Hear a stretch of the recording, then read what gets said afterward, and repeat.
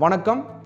ராகுல் காந்தி அவர்கள் நியாய் அப்படிங்கிற அந்நியாய ஸ்கீமை அவர் ஆட்சிக்கு வந்தால் கொடுக்கறதா சொல்லியிருக்காரு.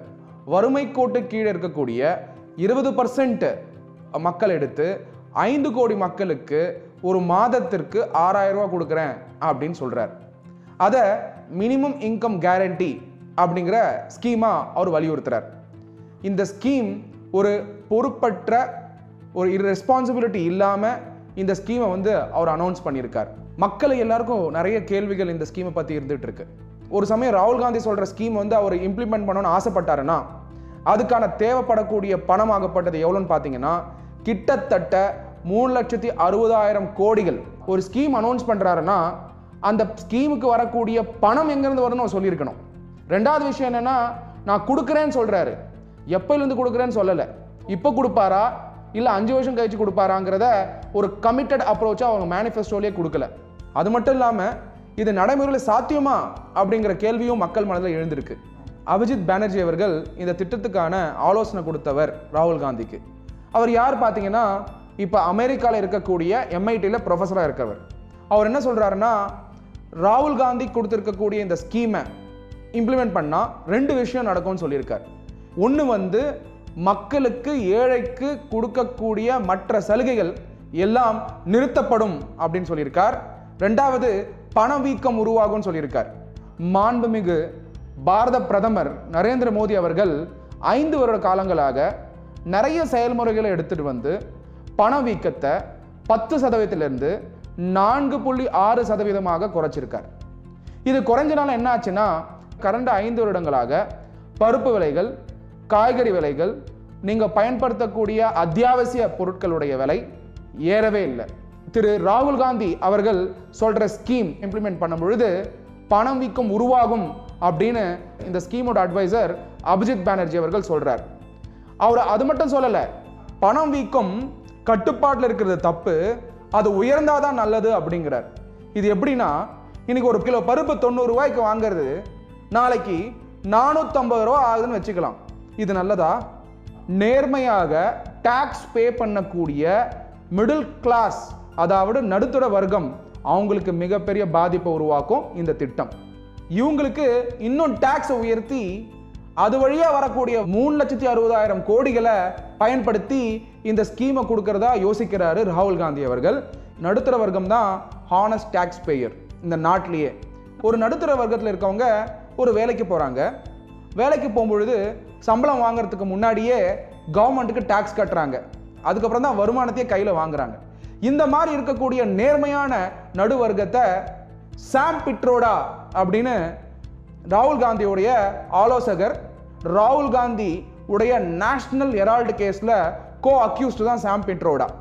அவர் சொல்றார், நடுத்தர வர்க்கத்தை சுயநலவாதிகள் அப்படிங்கிற ஒரு வார்த்தையை பயன்படுத்தியிருக்கார் அவருடைய பதிவுகளில்.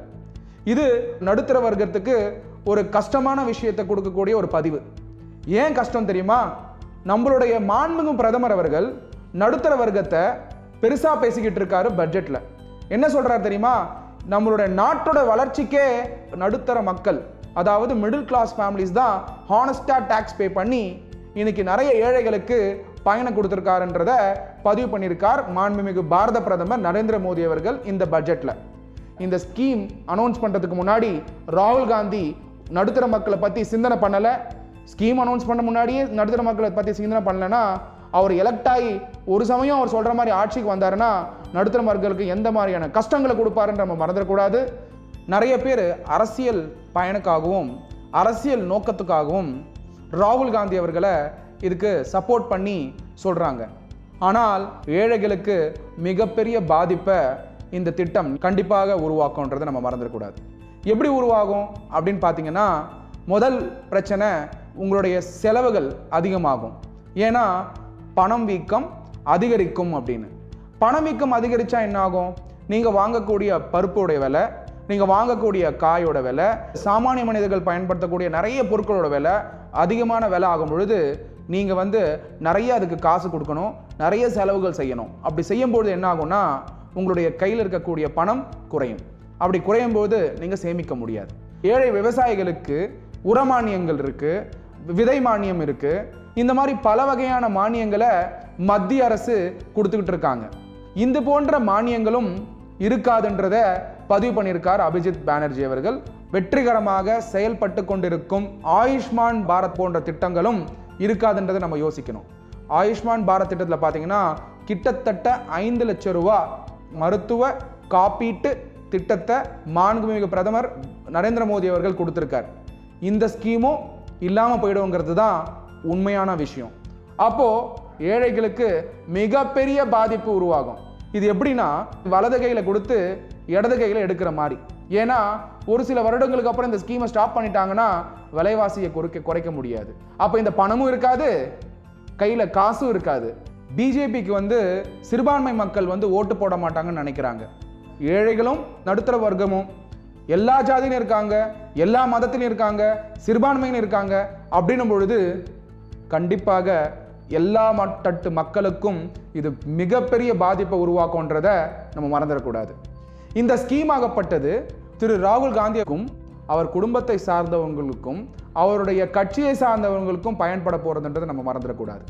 ரெண்டாவது, இடைத்தரகர்கள் வந்துருவாங்க, நிறைய புரோக்கர்ஸ் இருப்பாங்க, அவங்களுக்கு இதில் பணம் போகும். திரு ராகுல் காந்தி அவர்கள் என்னமோ இந்த ஸ்கீமை முதல் தடவை உலகத்தில் இம்ப்ளிமெண்ட் பண்ணுற மாதிரி அறிக்கை சொல்லிட்டு இருக்காரு.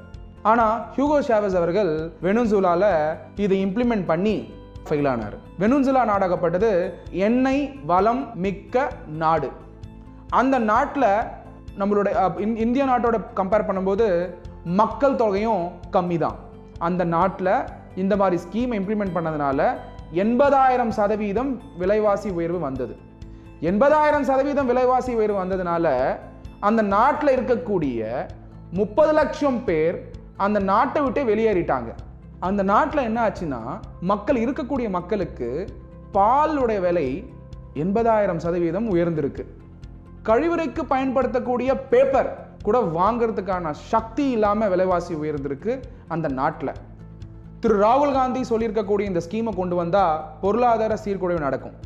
பொருளாதார சீர்குலைவு நடந்ததுன்னா நம் நாட்டில் இருக்கக்கூடிய உள்நாட்டு எதிரிகளையும் வெளிநாட்டு எதிரிகளும் எதிர்ப்பது என்பது சாத்தியமே கிடையாது. பொருளாதார சீர்குலைகிறதுனால நாடே சின்ன பின்னம் ஆகிவிடும். ஏன்னா எதிரிகள் ரெடியாக இருக்காங்க.